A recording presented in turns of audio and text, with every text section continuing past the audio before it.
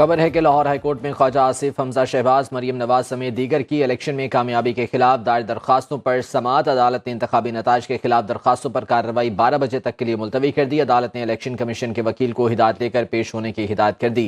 इसी बारे में तफसीलात जान लेते हैं। मोहम्मद वकास हमारे साथ मौजूद हैं। वकास, बताएगा इन दरखास्तों की समाअत पर क्या पेशरफ्त हुई है? जी देखिए, लाहौर हाई कोर्ट के जस्टिस अली बाकर नजफी ने इंतखाबी नताइज से मुतल्लिक 20 से ज़ायद मुख्तलिफ दायर दरखास्तों पर समाअत की है।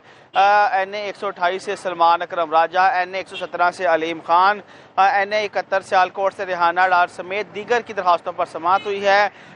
जो वकला थे उनकी जानिब से ये मौक़िफ़ इख्तियार किया गया कि RO ने जब रिज़ल्ट कंपाइल किया था तो उस वक़्त तमाम उम्मीदवारों को जो है वो RO ऑफिस से बाहर निकाल दिया था। लिहाजा अदालत से ये इस्तदा की गई है कि जो फॉर्म 47 जारी किए गए हैं उनको अदालत कलअदम करार दे। दौरान समाअत इलेक्शन कमीशन के वकील अदालत के रूबरू पेश हुए और अदालत को ये बताया कि इलेक्शन कमीशन ने इन दरखास्तों के हवाले से ऑलरेडी जो है वो केसेस की समाअत जारी है और मुख्तलिफ दरखास्तों पर इलेक्शन कमीशन ने अहकामात भी जारी किए हैं। लिहाजा ये दरखास्तें यहाँ काबिल समाअत नहीं है। अदालत इन दरखास्तों को इलेक्शन कमीशन भिजवाने का हुक्म दे।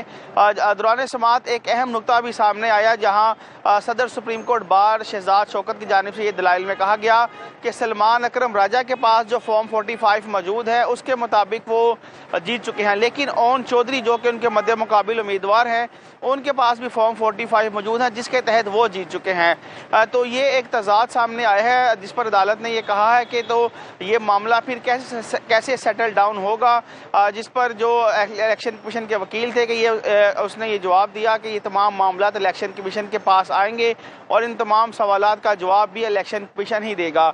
सलमान अकरम राजा के वकील सुमीर खोसा ने अपने दलाइल में ये कहा कि जब फॉर्म 47 की कंसोलिडेशन हो रही थी तो उस वक़्त उन्हें RO ऑफिस नहीं जाने दिए गए जो कि कवानीन के ख़िलाफ़ हैं, जिस पर आज़म नज़ीर तारड़ ने कहा कि अगर हम प्रोसीजर को फॉलो नहीं करेंगे तो मामला ख़राब होंगे। इलेक्शन कवानीन में कुछ तब्दीलियाँ की गई हैं और उन तब्दीलियों में ही तमाम सवालात के जवाबात मौजूद हैं। जब RO ऑफिस में रिज़ल्ट कंपाइल हो रहा होता है तो उस वक़्त जो उम्मीदवार हैं और उनके हामी हैं वहाँ पर जश्न भी मनाते हैं और लड़ाई का खदशा भी होता है, जिस वजह से जो RO ऑफिस में जो उम्मीदवारों का दाखिला था उसे महदूद किया गया था।